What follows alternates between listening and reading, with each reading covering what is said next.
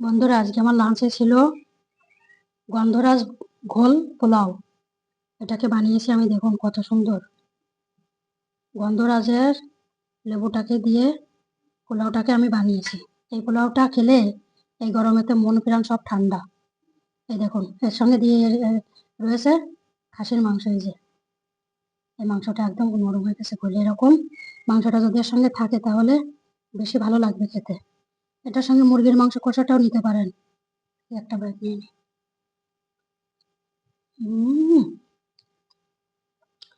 এত সুন্দর হয়েছে, শুধু পোলাওটা খাওয়া হয়ে যাবে, অন্য কিছু লাগবে না, এতটা ভালো লাগছে। এইভাবে আপনারা এই গন্ধরাজ ঘোল পোলাওটা বানিয়ে খাবেন। আর এই ভিডিওটির লিঙ্কটি এখানে অ্যাটাচ করে দিয়েছি, ওখানে যে দেখে নেবেন আমি কিভাবে বানিয়েছি। ওইভাবে আপনারা বানাবেন, বানিয়ে খাবেন। মাংসটা যা হয়েছে না, একদম একদম গলে গেছে, দারুণ লাগবে খেতে।